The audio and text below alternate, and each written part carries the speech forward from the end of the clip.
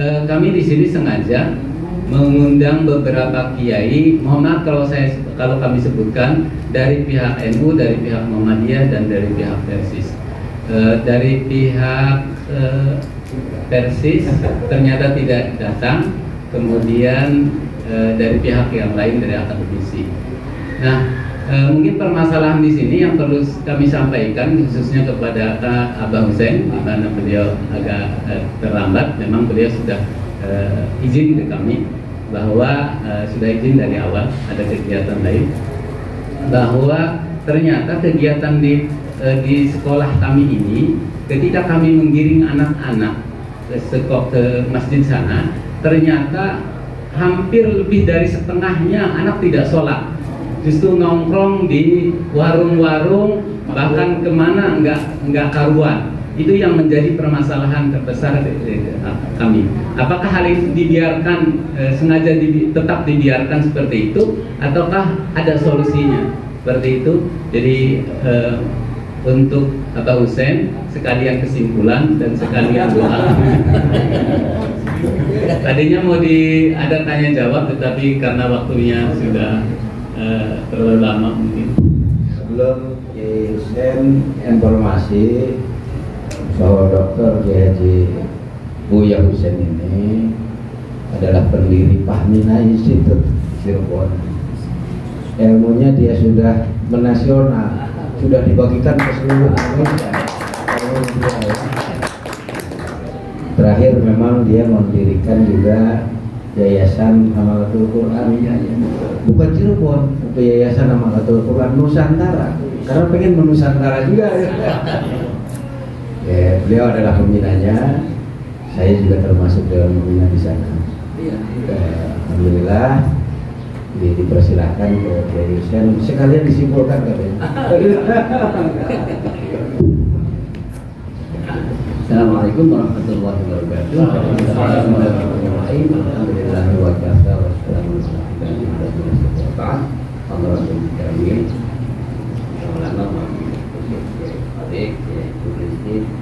Hadiri, Adam dan yang lain. Saya terakhir. Sebetulnya kesimpulannya gampang. Pengennya yang mau.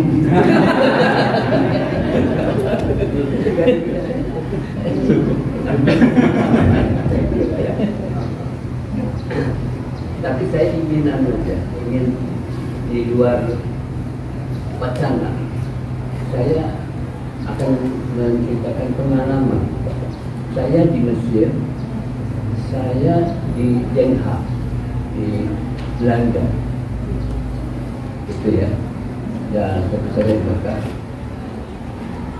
Di Mesir itu saya tinggal di kantor PPI, Perhimpunan Pelajar Islam Indonesia, belajar di Babylon. Sholat Jumat di sebelah beberapa kantor itu Jumatan lagi belakang. Jadi jamaahnya itu ketemu. Jadi iya ketemu apa namanya jamaahnya di sini dengan jamaah di sana ketemu. Masya Allah, saya tepung gitu loh. Itu. Tapi lain-lain. Online juga. Apalagi sebenarnya di apartemen, apa di setiap apartemen di lantai itu cuma asap. Itu jadi di Jakarta juga begitu. Bahkan di mal-mal itu asap. Dekat dong situ, di sendiri. Oke. Yang kedua, makna ta'abudul Jumat itu dibahas bukan hanya tempat, tetapi beberapa kali. Saya di Den Haag di Leiden ya, tetapi diundang itu hari raya.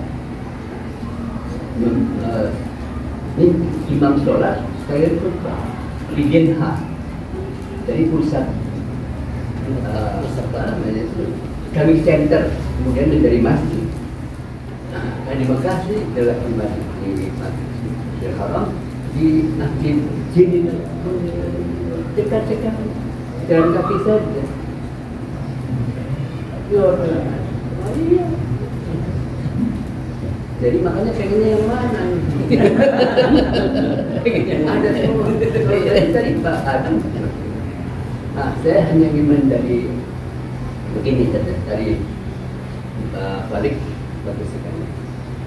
Jadi saya selalu mengatakan produk pemikiran keagamaan kita adalah pengetahuan keagamaan kita hari ini adalah produk pemikiran Arabia abad pertengahan yang terus diulang-ulang dan itu saja. Begitu ya. Sehingga ketika produk pemikiran dan itu diulang-ulang terus-menerus dan dikonstruksikan di dalam sebuah sistem sosial, maka dia menjadi tradisi. Dan ketika tradisi terus diulang-ulang, maka menjadi satu keyakinan. Ketika itu menjadi keyakinan, maka dia menjadi sakral. Sakralitasnya bukan hanya pada teks, tetapi juga pada orang. Orang ulamanya itu. Kritisisme menjadi susah sekali. Satu, itu yang akhirnya akan menjadikan kita tertinggal jauh di dalam proses perubahan yang terus menerus. Dan yang kedua, ada Al-Farabi misalnya. Ini penting menurut saya. Dan Al-Farabi, famahma tajaddada fil urfi ya'tabir wa mahma saqatat asqit wa la tajib la tajib ala al-masduri fi kutubika tula umri. Begitu. Itu Al-Farabi. Pada Maliki memang berabad-abad yang lalu sudah bicara. Bal idza ja'aka rajulun min ghairi iqlimika yastaftika la tujrihi ala urfi baladika bal as'alhu an urfi baladihi wa aktihi bihi duna urfi baladika. Ini luar biasa. Jika manakala tradisi telah berubah, maka ambil perubahan dan tidak jangan aspek biarkan kalau ini tidak berubah dan jangan stagnan, jangan beku, jangan jumur, jangan jumur kepada apa yang tertulis di dalam kitab-kitabmu sepanjang zaman. Ulang, oke? Itu perubahannya. Bal idza ja'aka rajulun, jika datang seseorang yastaftika, bertanya kepadamu, meminta fatwa kepadamu, maka la tudrihi, jangan perlakukan dia ala urfi baladika, menurut tradisi negeri tempat nama. Bal idrihi waktihi duna urfi baladika, waktihi bihi wala apa duna urfi baladika, sesuai dengan tradisi dia, bukan tradisi kita, bukan tradisi yang ditanya. Oke? Begitu. Wal muqarrabu fi kutubika, juga tidak dikasihkan pada apa yang telah ada tertulis di dalam kitab-kitab itu.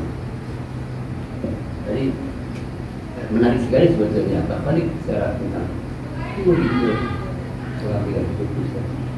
Saya sebetulnya pengen tugas bawahi banyak sekali dari teori, karena itu menjadi penting sekali untuk kita bisa melakukan dasar-dasar perubahan. Gitu ya. Fahadha huwal haqqul wadih, katanya gitu.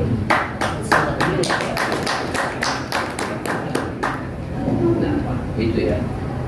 Ya, sedikit itu. Terus yang kedua, saya tadi Pak Falik agak tafsir dari Ibnu Jarir At-Tabari, Jami'ul Bayan an Ta'wil Ayat. Ketika beliau menafsirkan likullin ja'alna minkum syir'atan wa minhaja. Kamu masing-masing mempunyai jalan sendiri-sendiri. Syir'ah was-sabil. Gitu. Itu sudah boleh mengatakan ad-dinu wahid wasyari'ah mukhtalifah. Wah, dahsyat itu. Agama itu sama, tetapi jalan syariat itu berbeda-beda. Itu dijelaskan masing-masing Nabi punya cara sendiri-sendiri, sholatnya sendiri-sendiri, puasanya sendiri-sendiri, zakatnya sendiri-sendiri. Tetapi prinsip keagamaan sama. Itu jadi syariat itu beda, bisa berubah. Yang mengapa begitu? Ini saya makan banyak sekali.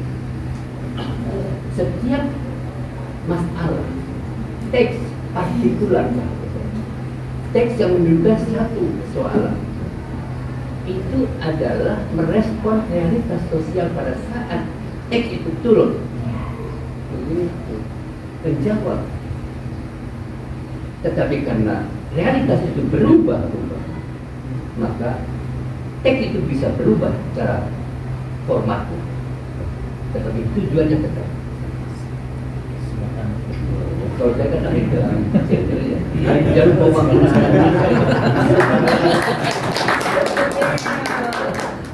bahkan saya sudah menolak nas, artinya what in nas itu.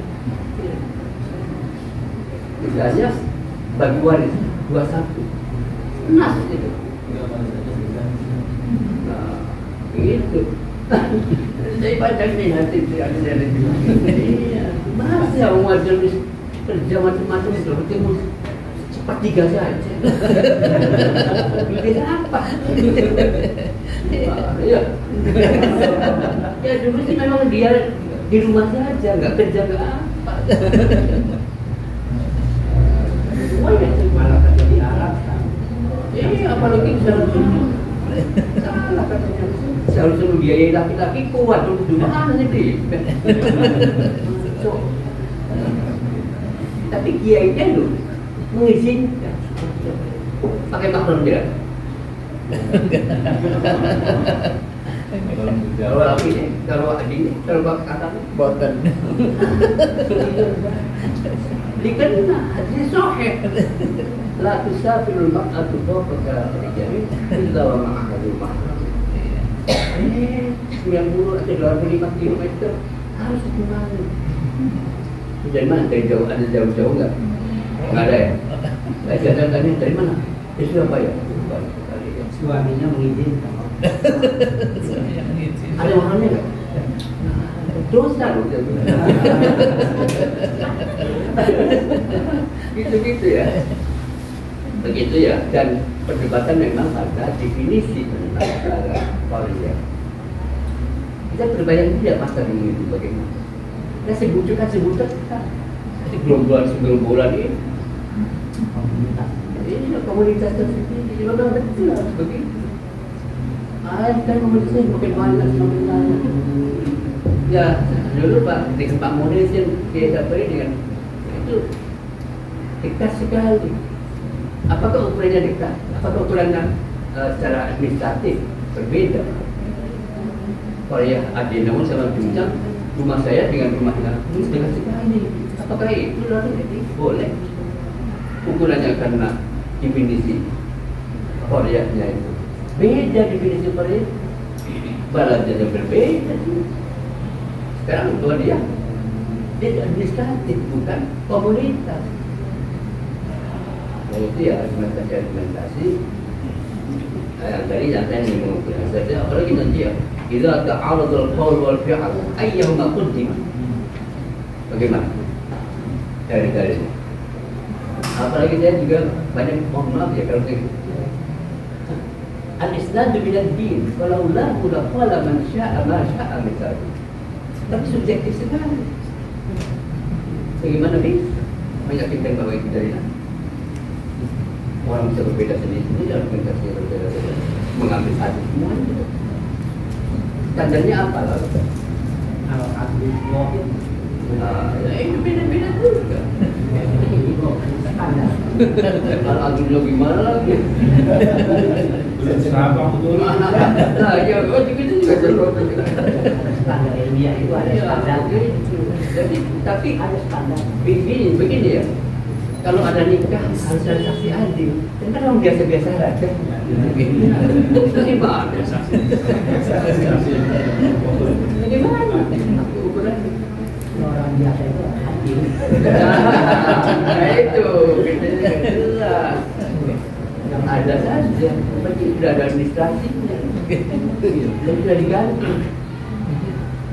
Yang pakai saksi lagi, catatan tahu asal sudah beres.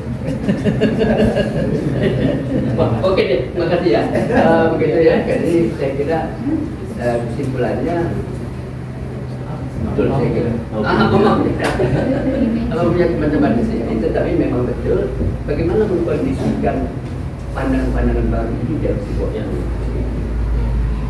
saya banyak sekali stigmatisasi saya dikafirkan karena memang baru mendengar sesuatu. Jadi harusnya begini. Wah itu lagi, itu melanggar teks. Mengenas. Iya, Nabi melakukan, memutuskan, menjalankan, tetapi Umar tidak. Karena kondisinya berbeda. Nah, itu masalahnya apa bukan Nabi itu pindah.